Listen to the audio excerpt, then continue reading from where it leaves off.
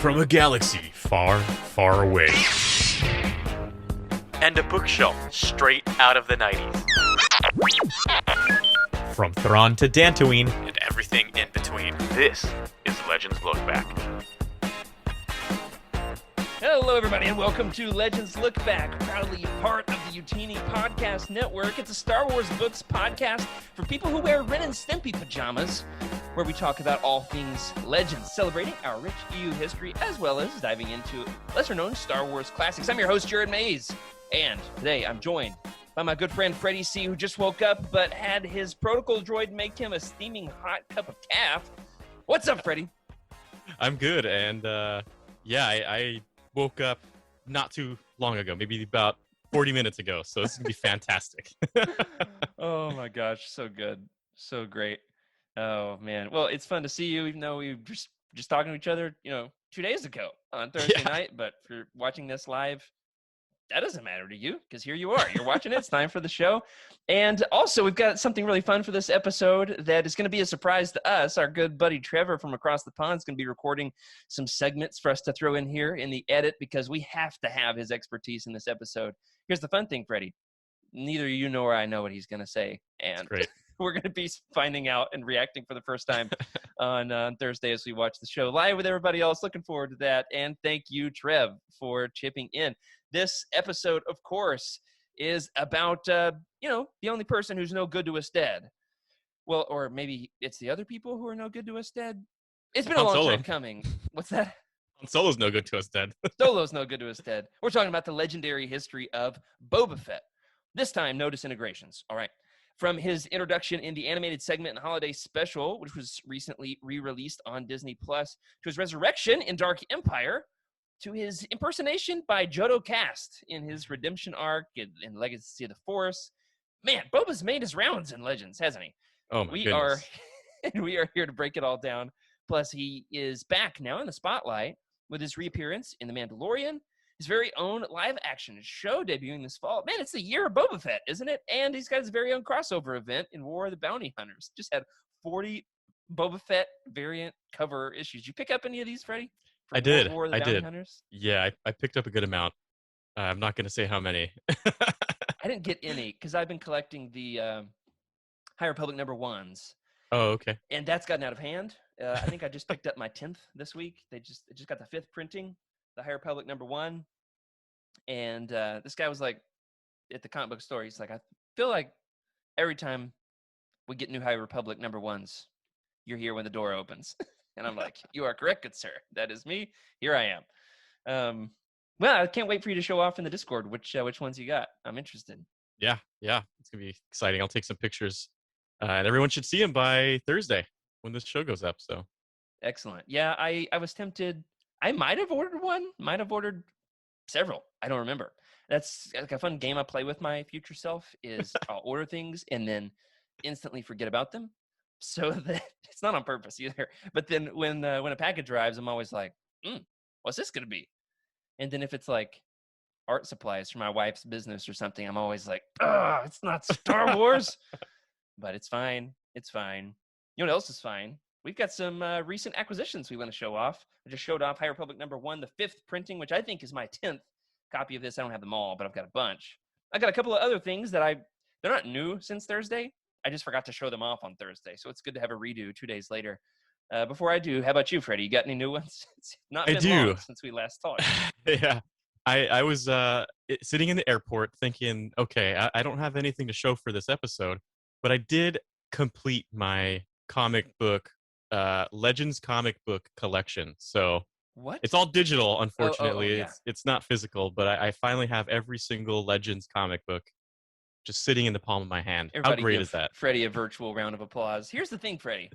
I thought I did in the May the 4th sale last week, but it was like admittedly tough to navigate because there were some books that you could buy for 99 cents or $1.99 as a trade paperback digitally, 5 or 6 issues. But then they could also have that exact 5 or 6 issues collected in a Dark Horse omnibus that had, it was the same price, 99 cents, $1.99.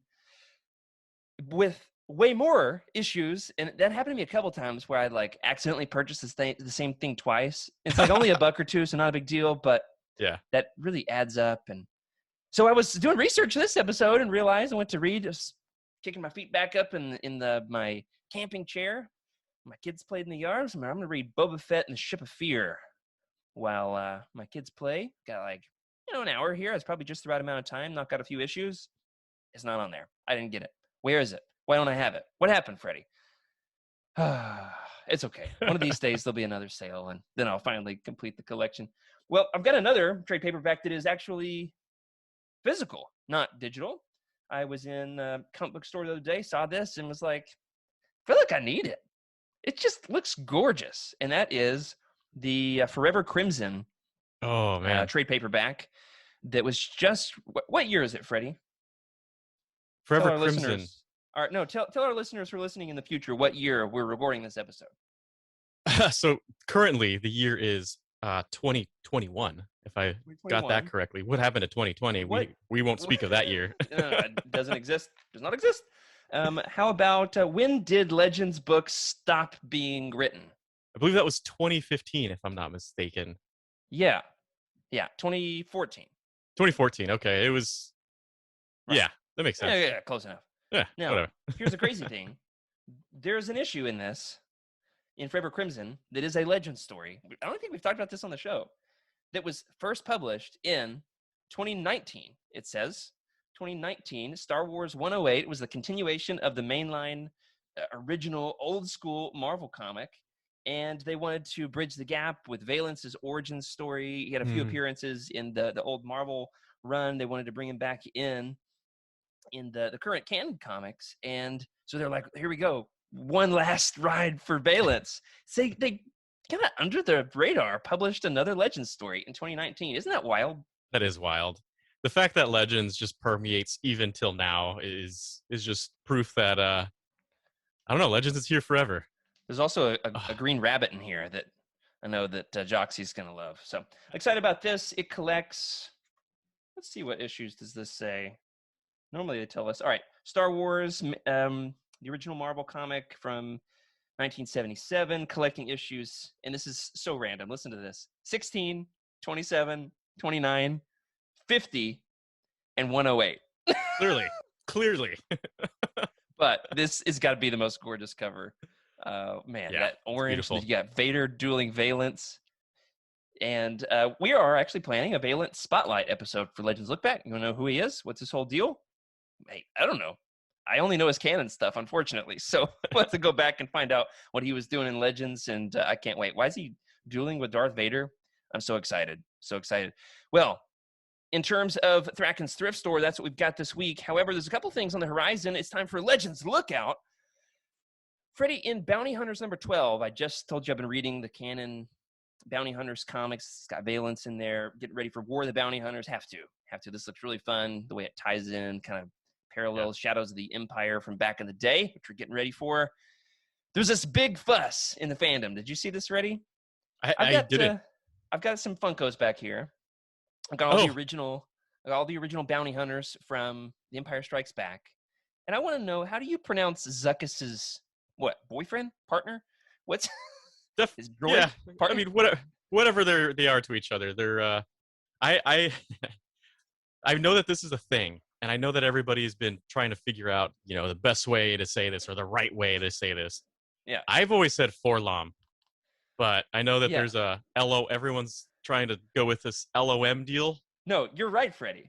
Real fans. No, we don't play the real fan game around here. Freddie and I, personally, as well as several other friends of ours, have pronounced his name as Forlom. Now, which one is Zuckus and which one is Forlom? I'm such a fake fan. I don't know. Forlom is the droid. They both look like one's an insect and one's a droid. Sure, but their heads look nearly identical. I actually think I wrote like a Zuckus and Forlom article for Utini at one point, and I've already forgotten. But yeah, in the story, they spelled out his name phonetically, for LOM, ELOEMM. And boy, was I in a rage fit all day. Yeah. And actually, I mean, I roll with punches on stuff like this. It doesn't bother me. But it was fun to freak out with other people who were freaking out. And I love Zuckuss and Forlom. Man, I love them so much. It was just announced this week Daniel Jose Older is going to be writing his first Marvel comic, his first Star Wars Marvel comic. He's writing the Zuckuss and Forlom special for War of the Bounty Nice. Hunters for LOM. I can't do it, Freddie. I can't do it, man. Nope. Never will. Never will. Sorry. So let us know, everybody. How do you pronounce Zuckuss's bro? His droid? He's a droid? He's a droid thing? But their heads are identical. I hate this. Oh, my gosh. Star Wars, what are you doing to me? And one other fun thing on Legends Lookout that I want to put on people's radar, our buddy, friend of the show, friend of Utini, Kevin Scott, we haven't had him on our show yet. One of these days, Kevin posted on Twitter the other day, he's been rereading the original Thrawn trilogy. And when I'm on Twitter and I see a Star Wars author that I love posting about one of my favorite Star Wars books, I mean, it's just like, it's a good day. You know what I mean? Yeah, definitely. Very exciting. Very exciting. So Kevin is rereading the Thrawn trilogy. He was talking about how it starts building. The world building is so excellent, so foundational, different style, but such a fun ride. Really love to hear more of his takes on that. If you want more of what Kevin has to say on Heir to the Empire, check him out over there on the socials. Didn't we give him an award for being good at social media in our Bikini Oscars? I'm terrible at social media, so definitely not to me. Yeah, I'm pretty sure he won an award. So good job. I imagine there's another award in your future, especially if you keep talking about Legends books. But now, Freddie, this episode, as we get to talking about Boba Fett here. Boba Fett. I can't keep doing that joke every time I say his name. It's going to be a long episode. Where? I want to know, Freddie, he's your favorite character, right? Why do you personally love Boba Fett? Yeah. This is a big question. This is like asking what's the meaning of life to me. Boba Fett. The first time I laid eyes on Boba Fett back in 1997 in the special editions, he showed up right in the scene when Han is trying to get onto the Millennium Falcon. No, Freddie, don't. Yeah, that was the first time I ever saw him. I did not see him in the 1978 holiday special until much later. Somewhere Joe Johnston is cringing as you talk about his character originating in a special edition. Yeah. So the first time I saw him, I remember asking my parents as if they would know. I was like, "Who is that? Who is that guy in the background?" We don't know, nerd. Get out of here, nerd. And I just, there was something about the way he looked that just captured my attention. And of course, I saw Empire Strikes Back, and then I almost said Revenge of the Jedi, Return of the Jedi. That's what my poster says. Oh, yeah. Checks out. Checks out. So, and I just tried thinking, as I saw the show notes, why did I like Boba Fett? And I wrote down some notes here. And I think mainly because Freddie's got notes, y'all. Yeah. I don't know if you can see them. I've got these are my Boba Fett notes. Amazing. Let's frame them. Yeah. Put him in a helmet.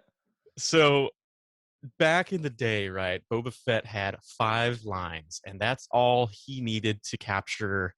I mean, it's not just me. It's a lot of people. A lot of people just love Boba Fett, and the fact that he is this gunslinger, Western gunslinger. And they, the sound guys made sure they put in spurs when he was walking, the sounds of spurs. Yeah, right. So even though he doesn't have spurs on his boots. He doesn't have spurs. He doesn't need them. He probably could just play it through his armor as he's walking. What if he's just making the sound effect with his mouth every time he walks? Ching, ching.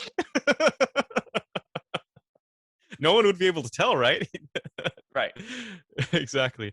So he reminds me of this samurai / gunslinger who are, in my opinion, my favorite characters in a lot of movies, right? You've got Clint Eastwood, of course you've got like Kurosawa, where a lot of the theme came from, in my opinion.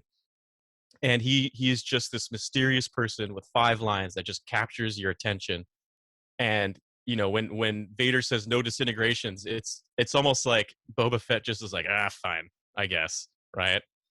And it's like the fact that this guy, Vader has to tell this guy no disintegrations, and you're just like, who is this guy? Like, what's his story? Did he disintegrate? That's one of my favorite storytelling tropes with Boba Fett, is all the things he disintegrates. Yeah. because people are always like, what does he disintegrate? It's so, Yeah. for example, in Mandalorian, he's got like the big original holiday special Boba Fett blaster, the long rifle with Oh the yeah. fork end, and he disintegrates Jawas with it, which is cool. Yeah. It's obviously a different Mandalorian, but I just love that. Like, it's such a great storytelling trope for me. Like, every Star Wars story has the line, I've got a bad feeling about this. And in the same way, every Boba Fett story has that trope. Boba Some Fett disintegration. disintegrates something, take a drink. Yeah. Yeah. So ultimately, mystery drives interest. That's where I was trying to go. And he is the most mysterious character. If you're just looking at the films for the first time, even some of my friends who are barely watching Star Wars for the first time, they immediately messaged me, "Who is this guy? He looks so cool." And I'm like, "See, still going. His interest is still going." So, Absolutely. Right. Yeah, and I think that's what happened with Mandalorian too. They're just like, oh you yeah, put somebody in Mandalorian armor, and instantly there's that mystery of, I've got to know what's under there. What's fun is I was doing some research on this in the kind of the old school before Attack of the Clones, right? The Wild West with Boba Fett storytelling. There are some of the original creators thought of him as an alien, right? And so yeah. you can find all this. Just, I want to challenge everybody just to go. I don't typically plug this website, but go check out the Wook and look at the legends So page for Boba Fett. You'll be there the rest of your life. It is yeah, so long. But I down toward the bottom, there's a behind the scenes section, and it shows some different visual depictions of what he might have looked like under the oh, armor pre Daniel Logan. And it's so great. I love it. it is. It is. Yeah, that article. I was in the airplane. I was like, "Oh, I've got a couple hours to spend. I'm gonna read this." And I looked at. I was like, I'm not gonna read this." Yeah, I'm gonna need like a couple of weeks. Yeah. um, I think I'm gonna propose a hypothesis here. Is Boba Fett the single most visually interesting Star Wars character? To me, absolutely, absolutely. And when they brought the clones in to the picture, I'll never forget just looking at them and I'm like, oh, they all look like Boba Fett. This is great. This is gonna be fantastic. And personally, I think it's just his visor. There's something so aesthetically pleasing about that T visor. It I can't don't be know what it easy to is. like see your surroundings. Not great per riffs in that. Oh, it's terrible. Yeah.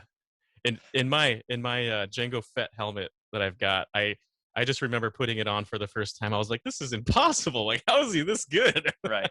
Well, in Yeah. in Karen Travis's, and she loves Mandalorian, she loves Boba Fett, does a lot with character in terms of building out his ethos in Legends, and then obviously famously left the project Yeah. because of some butting heads with Lucasfilm and the new direction they were taking Mandalorians in the Clone Wars. But her way of conceiving of the visor scenario and the peripheral vision problem is that the helmet had sensors that could pick up the full 360 peripheral vision, and then it's all displayed inside your helmet via screens that you can control with like blinks and scrunches of clacks of your teeth, and so you can cycle through different images. So if you And have so allergies, you probably shouldn't wear the helmet. that's so good. Surely they've got like you know air filters on there though, right? Yeah. Yeah. No Definitely. allergies. You take the helmet off, man. You stay away from maple trees this time of year. It's terrible. My car is just yellow. I wash it every day right now. It's just yellow, like a Coldplay song. Well, I gotta admit, like I have actually fallen into the camp of Andy Gutierrez on the Star Wars show. Famously said that Jango Fett is the better Fett. She refers to Jango as better Fett, which I love, and I actually was on board with that for a while until his reappearance in The Mandalorian, at least within canon. Within Mhm. canon, which there's not much Boba Fett to go on in canon other than Daniel Logan in the Clone Wars. That's about it. Until, of course, he just came back recently and was reintroduced, and they brought back Tamora Morrison and everything, and his reintroduction in season 2 for me really has salvaged the character in Yeah. canon. We're not talking about that character today. We're talking about a very different conception of Boba Fett in Legends, and there's wildly different conceptions of him too. But what was so interesting was you saw him kick butt outside the armor, and what they showed was for him, it's not the armor that makes him cool. Yeah. It's actually his own skills, his own you know like brutality. his no nonsense kind of personality. How do you think he was handled in The Mandalorian? I think it was great. I liked it. First of all, the fact that they brought him back is just so nice to finally tell the haters he is alive. I told you, Right. Because that's the thing. Everyone's like, nope, he died. He died in the Sarlacc, and here's why he died. And I never accepted it. I always felt like he was alive. And of course, those people didn't read Legends, it seems. But yeah, I and it's funny because even Dengar in one of the comics calls Boba Sarlacc food. That's his nickname for Boba. Yeah. Well, Dengar and Boba Fett have such a fun bromance in Legends, which is cool. Yeah. They're more of a rivalry in canon, but because Dengar is a little derpier in canon. In Legends, they are such a fun pair because Dengar saves him from the Sarlacc pit, and we'll talk about that. Now, I do want to ask, why do you think some people dislike Boba Fett? I think, like I said, it's been, and I was on this bandwagon for a while. I think it's been trendy to dislike Boba Fett. I know this is hard for you to hear, but reckon with it for a minute. Why do you think this is? Well, I'm going to try to play devil's advocate on their behalf. They, the thing is, he's overrated. He's only got 5 lines. He doesn't really do much. The stuff that we do see of him, he goes straight into the Sarlacc, right? That's how everyone describes it. Yeah, bump the jetpack and right in there. And even George Lucas had no idea what Boba Fett's I guess how popular Boba Fett was going to be. He even had an outtake of Boba Fett coming back out of the Sarlacc, but he just said it just didn't fit in the movie. No so he way! Never, I think you can find that. That's cool. Yeah. So, and I see their point of view because he is basically the action that we get from him. There's not much of it, and they just think like, why is he cool? This guy literally just went right into the Sarlacc, right? And I get that, but if you read Legends, to me, if you read Legends, you understand why this character is so cool, and obviously with it's cool to hate things, right? It's cool to dislike things, and I think that's the part is when something becomes popular, people just have to oppose it, and that's their prerogative. Whatever. That's fine. I like Boba Fett. I don't care. I've got a working hypothesis on the big shift. I think most people who watch the original trilogy, especially if you like pre-ordered the Boba Fett toy before Empire Strikes Back, because he was introduced in the holiday special, there was so much hype built up around the character. And then in Empire, he's really cool. He's mysterious. Of course, that's before Return of the Jedi. So my hypothesis there is the people who love Boba the most loved him, were all in on loving him before they ever saw Return of the Jedi.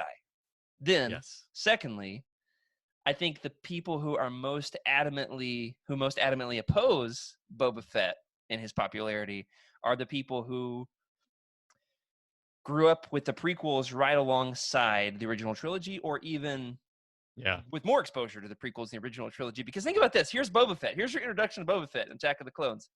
Dad, John Wee's here. I mean, it's not especially threatening. Is it his first line? Yep.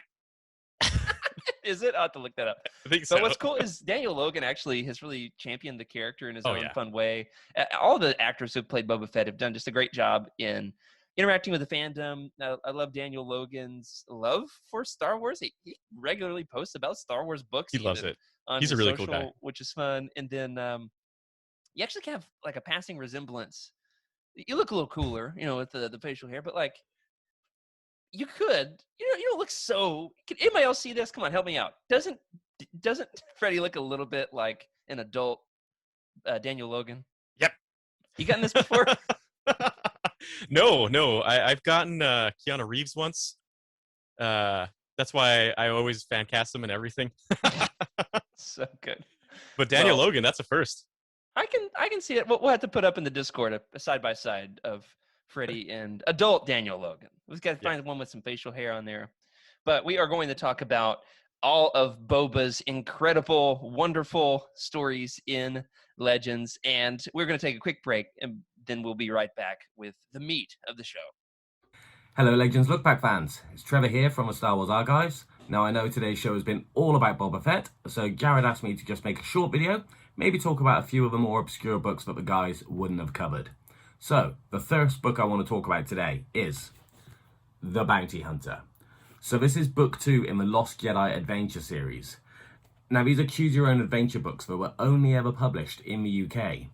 And this book sees Boba Fett on the trail of Havit Storm, one of the rebels that was actually responsible for getting the Death Star plans transmitted off to Prawa back in the old Legends days. It's a really fun little read, aimed at younger readers, of course, but, check it out, try and find it if you can. The next book I want to talk about is actually book 12 of a series, because why not? But we have Galaxy of Fear, The Hunger. Now, the Galaxy of Fear books came out in the 90s. For those who don't know, it's essentially Goosebumps in Star Wars. And everyone knows the Goosebumps series, wildly successful. It's kind of a take on that. Now, this one is particularly weird, though.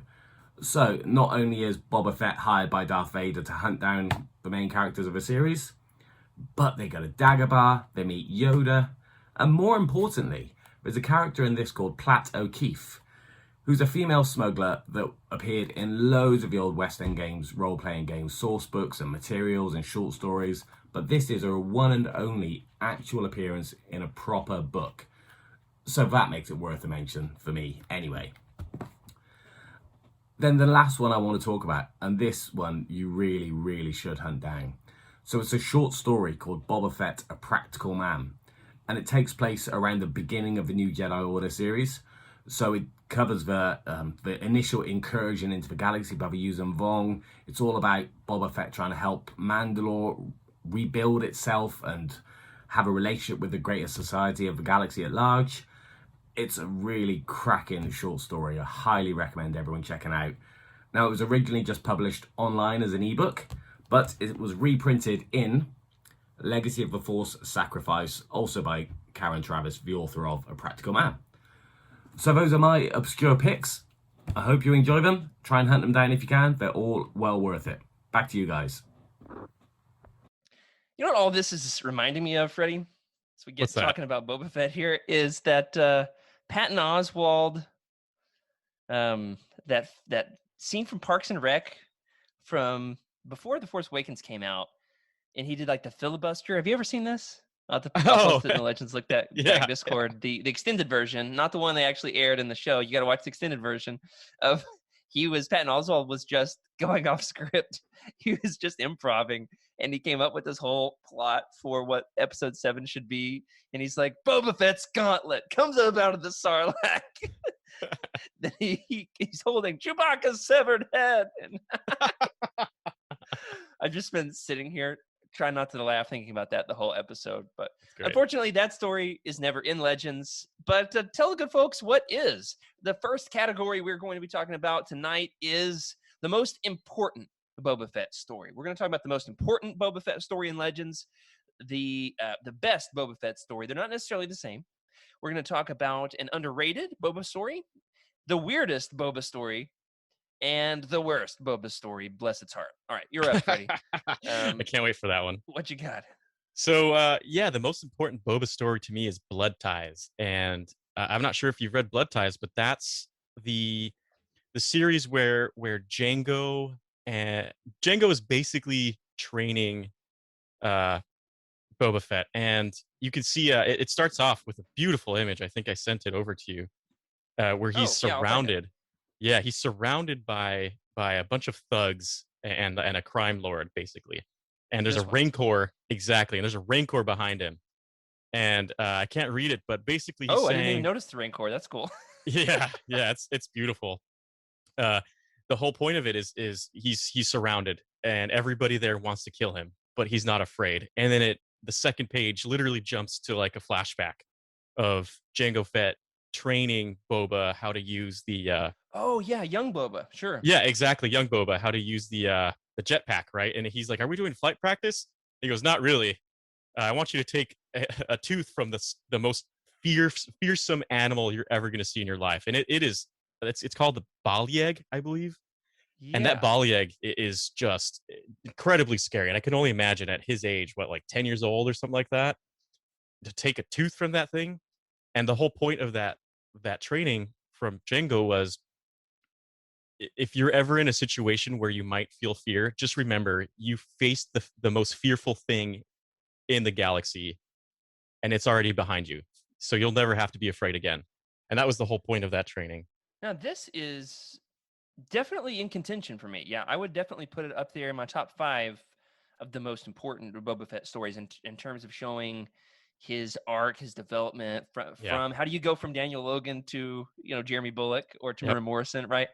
Um, this is really cool. It's written by Tom Taylor, who, for my money, is one of the best writers in comic Yes. books. Yes. He's an Aussie, so shout out to our buddy in Down Under, Adam over there. But Tom Taylor has not written many Star Wars stories in comparison to what he's written for other media. He's written some Darth Maul. He's written some canon stuff, Age of Resistance. He wrote a ton of X-Men, Wolverine stories, Yeah. and is just absolutely one of my favorite Legends authors. Underrated. We need to get a guide up about him on the site, I think.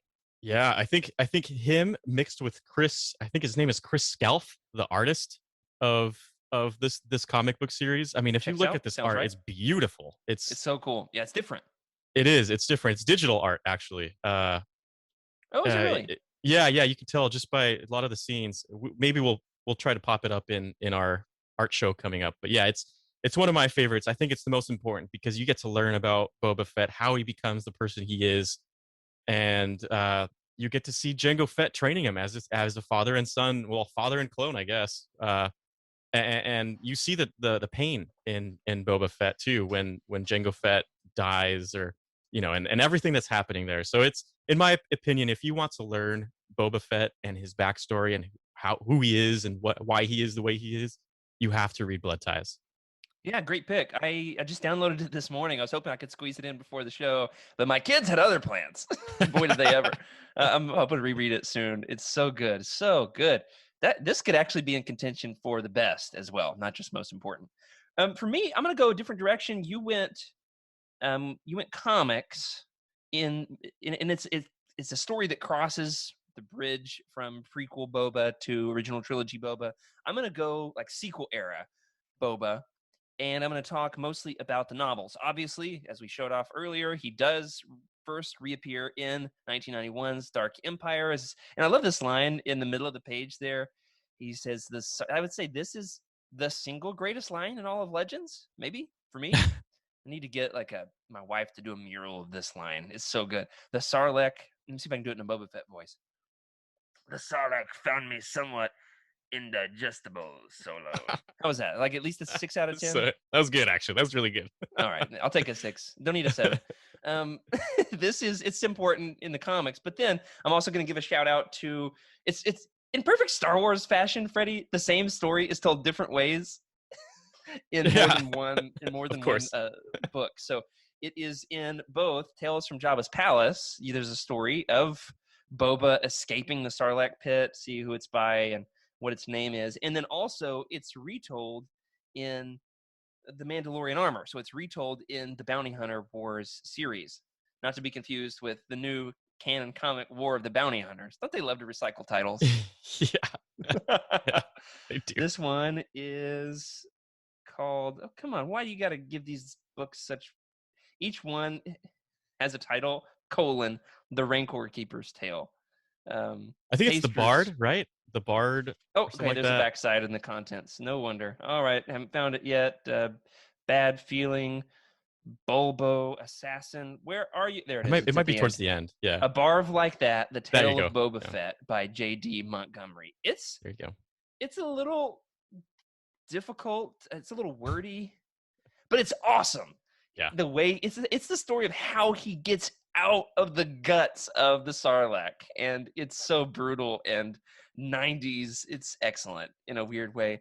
And then, like I said, it is also told with flashbacks to Boba's like the main character in the Bounty Hunter Wars series. He's the most likable character for sure because they're all despicable. Yeah. And that's a very important story for Boba Fett. I would say in Legends, maybe the most important for my money is how he's handled in the Bounty Hunter Wars series. Not that it's the best series, but that it really establishes Boba as having his own code. He's not just going to be yanked around. He's not just a peon for the Bounty Hunters Guild. He's like an anti-hero. in that series, don't you think? I think so. Yeah, he definitely is an anti-hero, but if you go back and look at Boba's history, even in Clone Wars, he is an honorable man, right? And that's the thing that everybody stresses about Jango. You know, everyone liked, I wouldn't say liked Jango, but they respected him. So when Boba's walking around, they say, I'm sorry for your loss. He was a very honorable man. Hondo Anaka says the same thing. So I'm glad that note kind of carried through from the old legends into the newer legends. So it's good to see that. And Yeah, I yeah, I that's a definitely good love point because those Django is stories. honorable. Not all the clones are honorable. Some of them are, and you can see that in like Yeah. the Bad Batch, for example. Some of them really do have that heart of gold, and others, they just kill you. Yeah. Okay, next category, Freddie. Tell us what we got. You know what? This one was really tough for me because I would say the best Boba story is the one you have as well, and I was having a hard time trying to figure out another good one. You can take Uh, it, and I'll talk no, about no, it's another one. okay. I'm gonna talk about Enemy of the Empire, which I like Enemy of the Empire. I'm not. It's funny. You'll see my trend is my favorite Boba stories happen to be comics because you get to see Boba Fett, right? You get to see his armor, you get to see him in action, and I think when it came to comic books, those are the comics I collected. So Let me I'm gonna throw let you this out take. there about the comics, though. Yeah, go ahead. Um, in Legends comics, there are two characters who receive more space and attention and individual issues than any other character. I would say between Darth Vader and Boba Fett, Yeah, put those together, you've got at least 70% of Legends comics, don't you yeah, think? that's about right. That's Yeah. that's not like a real precise figure, just made it up right here, right now. But there are so many Boba Fett comics and There Legends. are. There are. Enemy of the Empire is both Vader and Boba Fett, and it's actually just before. Uh, it's the first encounter of Vader and Boba Fett, and Vader is sending Boba Fett on basically a mission where he's gonna end up killing him. At least that's what he thinks. And I'm not gonna go too far into it because I haven't read all of it yet. But you know, he's got this mission from Vader to go get this. I think it's like a coffin of some sort, and Vader sends out like a bunch of scrappy pirates to go deal with Boba Fett, and then the pirates are going to come back, and then Vader's going to deal with them. Obviously, he doesn't do that. We see Boba Fett later on as one of Vader's favorite bounty hunters. So it's a pretty cool story. I would say it's not it's in terms of best. Yours coming up is probably the best in my opinion. I'm sitting here So racking my mind on whether or not I've ever read that. I am just not sure. yeah, I think it's like 3 BBY. So definitely before the events of the films. It's tough because so many of the Boba Fett books and some of the Boba Fett comics are just like Boba Fett colon something. Yeah, So it's yeah. hard. I know I just bought Enemy of the Empire. I know I just Okay. bought it for sure because it was like the only one about Boba Fett that I could find that I was getting ready for this episode, and I still didn't get to read it in time. But yeah, I'm looking forward to diving into it, and I'll let you guys know what I think after I've tackled it. Definitely. So it's my turn. I'm going to talk about the one that it looks. Talk about one that it looked like Freddie and I were kind of battling over, which is later in the timeline. So Yeah. we've talked about prequel era Boba Fett. We've talked about original trilogy era Boba Fett. I'm going to take us deep into the Legacy of the Force series. So this is toward the end of the Legends timeline. This is the second book in the series, and it is Bloodlines by Karen Travis. First of all, one of the best covers in Yeah. all of Legends. The red and green, just doesn't it look like just the perfect stocking stuffer? What a great Christmas present! You got the red and green Boba Fett right there. What's cool is it is basically the story of 70-year-old Boba Fett trying to do good again, and he Yeah. has just won the war against the Yuuzhan Vong. He helped repel the Vong, and then is now going back to Mandalore, trying to help lead his people not as a warrior, but to just rebuild their society because Mhm. Mandalore has been decimated. They need him to be a leader, not in battle, but as a man. And he has to like parent his granddaughter, which is a really interesting dynamic. Eventually, later on in the series, he trains Jaina Solo and teaches her. She basically becomes like a Mandalorian trained Jedi. So she gets like the Beskar Yeah. gauntlets that So can, cool. deflect lightsaber slashes. And in this story, in the end, I think the third act has Han teaming up with Boba Fett to Yep. take down Thrak and Sal Solo. I mean, Yep. that's the most legendsy thing ever. But it goes back to what I love the most about a good Boba Fett story is it's not just about him looking cool in the armor. Strip the armor off. Let's get to who he is as a man. And the story does that really well, and it shows his vulnerability. And of course, Boba Fett, maybe like the broiest character in all of Legends. Oh, And for I think sure. that's one of the criticisms is like he is representative of toxic masculinity to some. And so this story's so cool because he's hanging out with like a teenage girl and has to like be a good grandpa. Yeah, that's right. It's his granddaughter comes to find him later on, Yeah, right? Yeah, right. yeah. Beautiful story. I Definitely contention for the best in my opinion. I had a friend, teenager from church a few years ago, who was getting into Star Wars books. Of course, asked me for some recommendations. Several years ago, right after Bloodlines by Claudia Gray had just come out. Now, there's a difference. No, Bloodline, singular. This is Bloodlines, plural. I always mess these up. She was asking me for recommendations. I was like, man, Bloodline was really good. It was such an excellently told Leia story because we had gone to see The Force Awakens together. I was like, this is it. 7 years for The Force Awakens, paves the way for that. She goes to the library and she gets the wrong book. She gets Bloodlines. Guess what? She friggin' loved it because it's an excellent book. It is. It So really is. she knew nothing of the Yuuzhan Vong War. She didn't read book 1, Legacy of the Force. She just read Bloodlines. I was like, oh, no, you got to read more. She's like, no, I'm good. But, like, this was good. I know it is great. This is great. It's great. All right, so next category, Freddie. Yeah, so we've got the underrated Boba story, and I know that this also, I would say that these books also go to some of the worst ones, and I think it's just my opinion. But underrated is definitely it's Boba Fett Hunted, which is the young reader book by Elizabeth Hand. Now, the young reader books, we'll talk about those later, but Hunted is basically the entrance of Jabba, the introduction to Jabba and Boba Fett, right? Boba Fett knows of Jabba, and Jabba's heard of him, but he doesn't really know who Boba Fett is, and needs to get some kind of proof that he is as good as everyone says he is, right? And in Yeah. this book, it's Boba Fett versus Dirge. So Oh, that's right. I forgot. yeah, Yeah. it's a fun little story, and the whole point is there's a dangerous bounty, and Jabba sets, whoever comes back with the bounty or proof of that bounty, gets to, I'll honor that as you are the best and you can work for me kind of person, right? So of course Boba Fett and Dirge go out to find this person. Dirge gets a little crazy and blows everything up, and all Boba Fett does is take a hat and proves right then and there. He's like, all right, you're Jabba, got him. What So does Charles call Dirge? What was Charles saying on the Living Force the other day? That he's made of, is it Play-Doh? Jello? yeah, yeah, something like, yeah. Silly string? Yeah.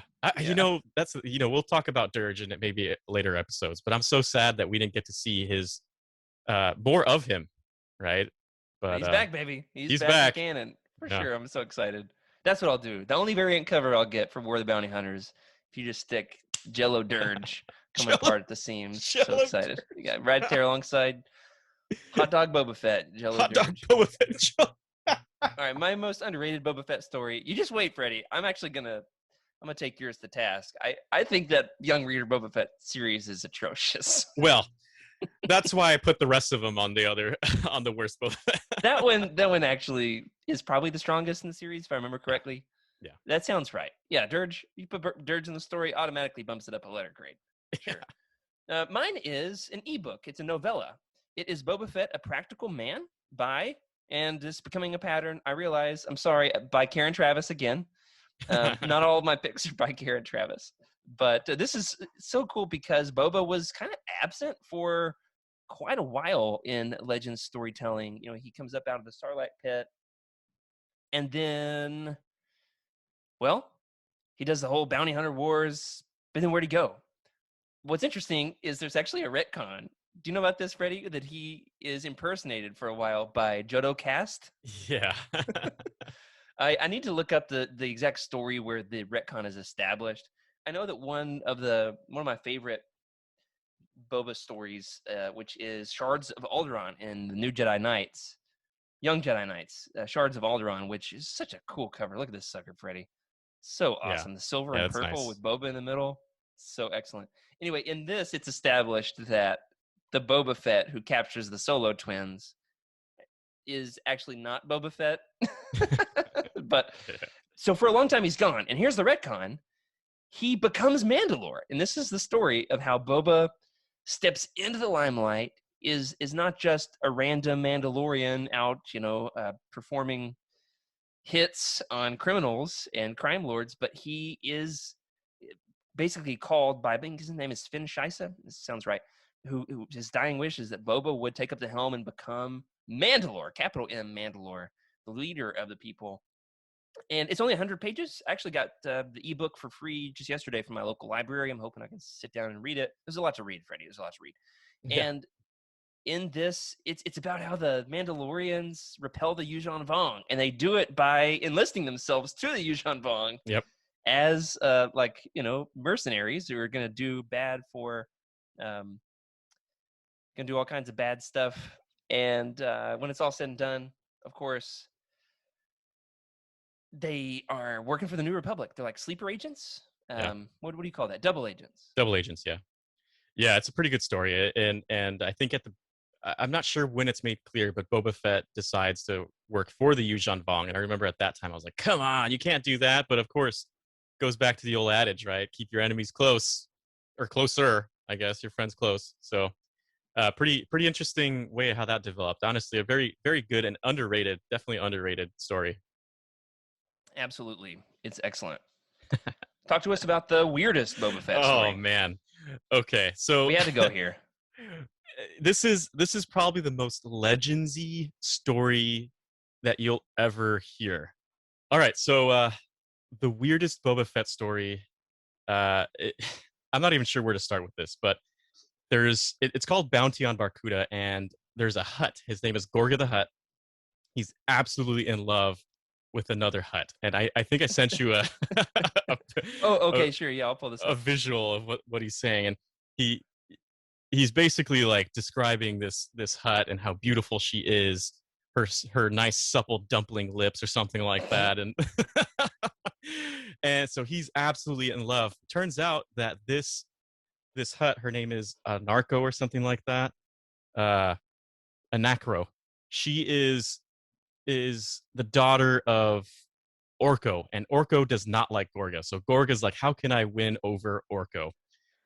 And he finds out that there's this pirate who just keeps demolishing and stealing a lot of things from Orko. And so he's like, you know what? I'm going to hire Boba Fett to go deal with this Barkuda. Well, Boba Fett uses the help of a magician named Magwit. And he has this like hoop that's basically like a teleporter, and he's doing magic tricks with this hoop, and he coaxes Magwit coaxes Barkuda to go through it. Boba Fett takes Barkuda and basically gives him to the Hutts, and the Hutts cook him and eat him. Oh my gosh, they eat the other Hutt? they eat the Barkuda guy, the magician. No, Magwit's the magician. So here's the thing. Let me just summarize it. Yeah. All right, I'm gonna try to re-summarize this. We're gonna have to re-edit this. No, you're doing great. You're doing great. So basically, here's the story. A Hutt hires Boba Fett. Boba Fett uses a magician to get access into the ship, because this is like basically Black Sun level intensity, right? Uses a magician who's like the size of, he's like 3 feet tall, probably. He's super short, got a pointy hat. You find him at a circus at the very beginning of the comic book. And he's like, you know what? You used to work for Barkuda. I'm going to use you to get me into that ship. And the whole thing is like this guy literally doing magic tricks. And I feel like most of the panels are this guy doing magic tricks for Barracuda. It's the weirdest thing you're ever gonna see. Just Oh my gosh. I don't know how else to describe it. And this whole thing is just really odd. Cam Kennedy does the art for this too, so Yeah, I did at least the notice art's that. great. I'm in love with this Lumpy Hut art. I gotta admit. Yeah. Oh man, it's tough for me because the weirdest Boba Fett story I know I have yet to discover. Right? I know it's out there and it exists, and one day I'll find it, but I haven't yet, and that's why I'm excited to hear Trevor's picks on this. I know it's gonna blow me out of the water. It better blow me out of the water. That's why you're here, Trev. I've got a couple. My first one is actually a book that I really recommend. It's like a horror Halloweeny story. It's from the Dark Horse Star Wars Adventures. So it's Boba Fett and the Ship of Fear. As I mentioned, I somehow didn't end up getting in the digital sale. But that one is, I think it's in our horror collection. It's Boba Fett dealing with the ugliest, craziest, meanest zombie-like creatures on this. I think it's an abandoned Star Destroyer. I can't remember. It's been a long time since I've read it. The other one, I don't necessarily recommend that everybody read, but Boba is pretty active in the Galaxy of Fear series. One of them, I kid you not, is called The Brain Spiders.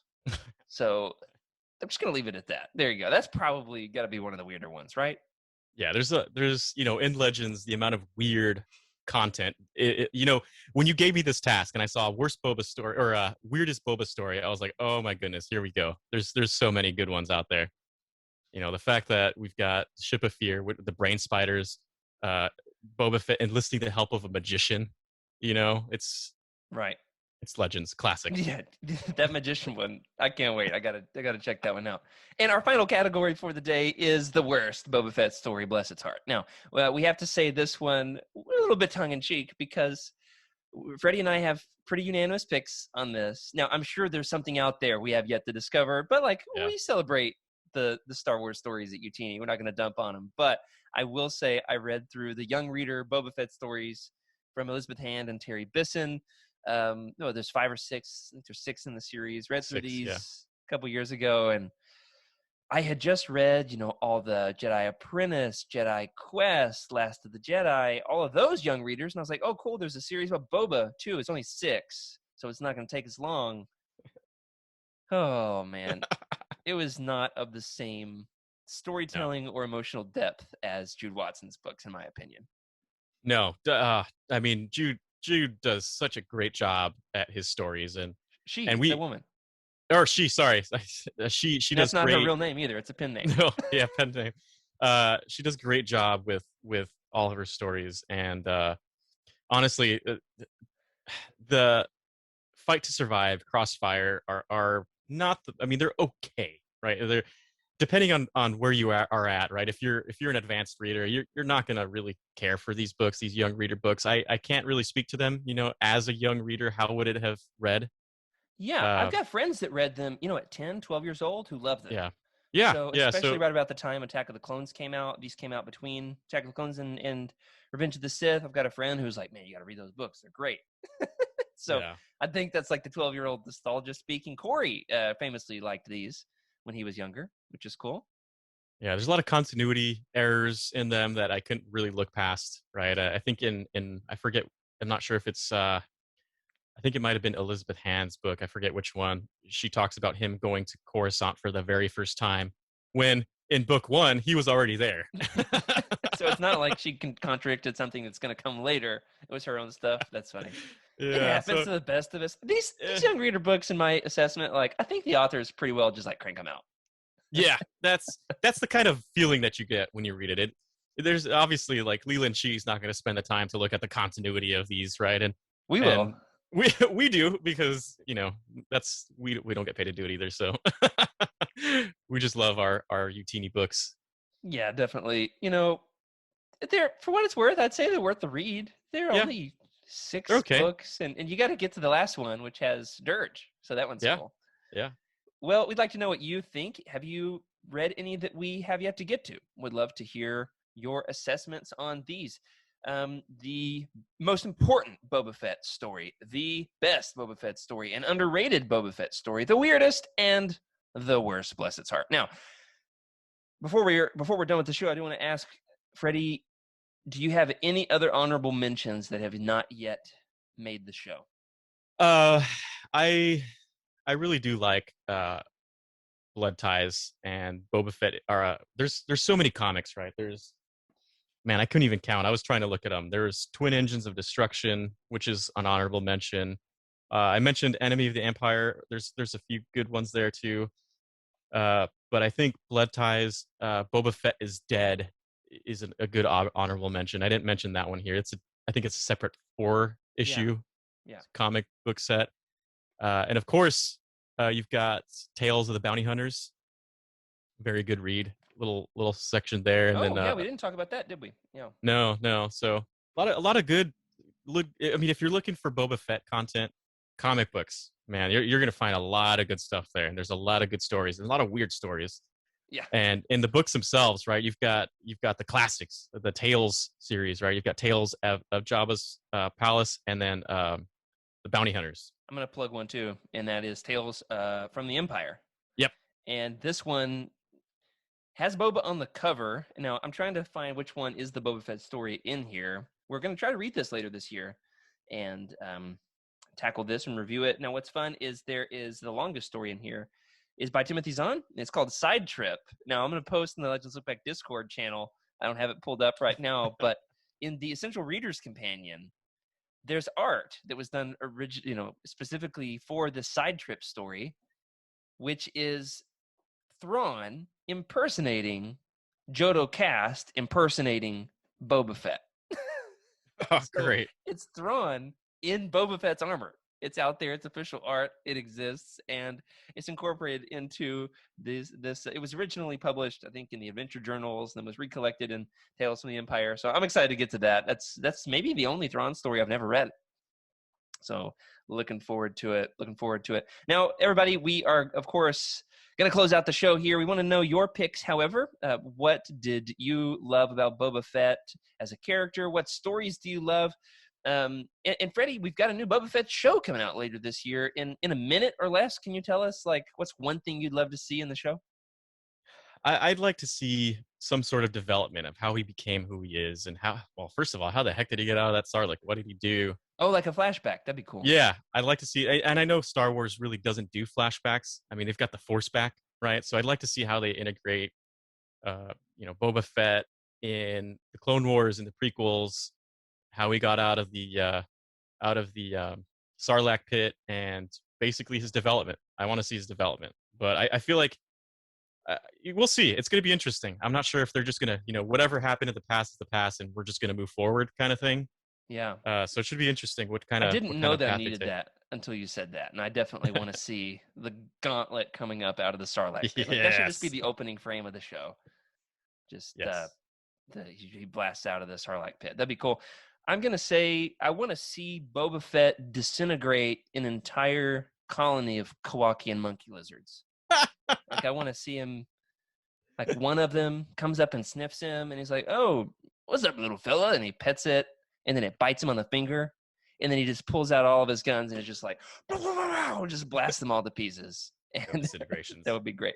Looks like you're hunting for something, Freddie. You got one more thing to show off? No, I'm trying to find that picture with Boba Fett and Thrawn. Oh yeah, we'll throw it up in the Discord channel. We'll just tease it. We'll throw it up and say we talked about this coming Thursday. So this has been a lot of fun. Thank you everybody for hanging out with us here on Legends Look Back.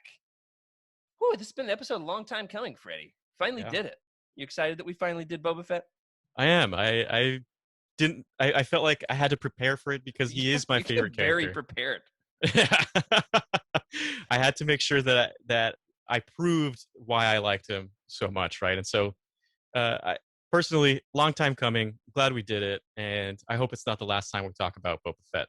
No, there's no way. We'll cover some of these stories. We'll do roundtables on every single Boba Fett comic there ever was. No commitments. I probably can't do that. There's a lot. But coming up next week, we are going to be doing an episode we've been planning for a while, trying to figure out the technology and how to make it work. We're going in good Grand Admiral Thrawn fashion. We're going to be admiring some art. We're going to be reviewing some Legendsy art books.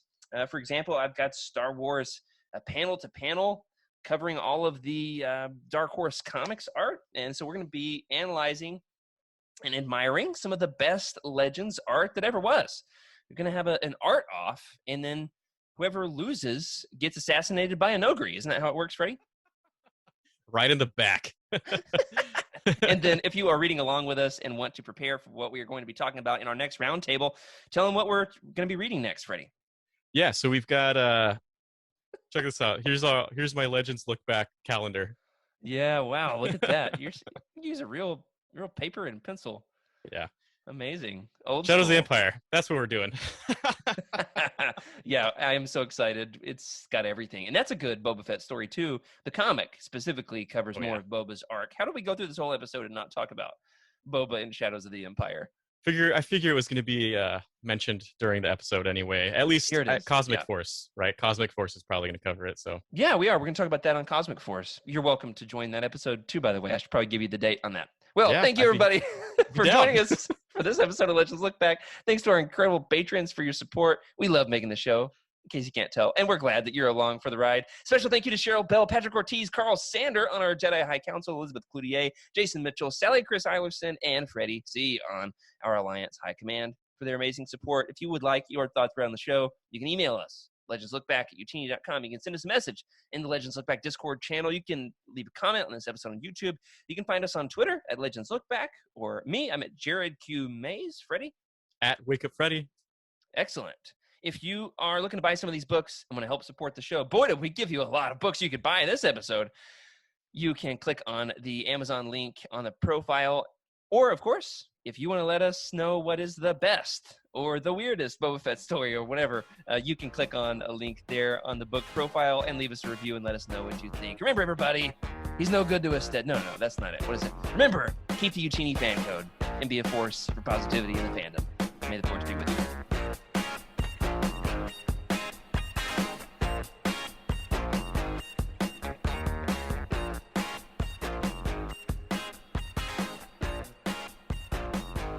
This is a Utini broadcast.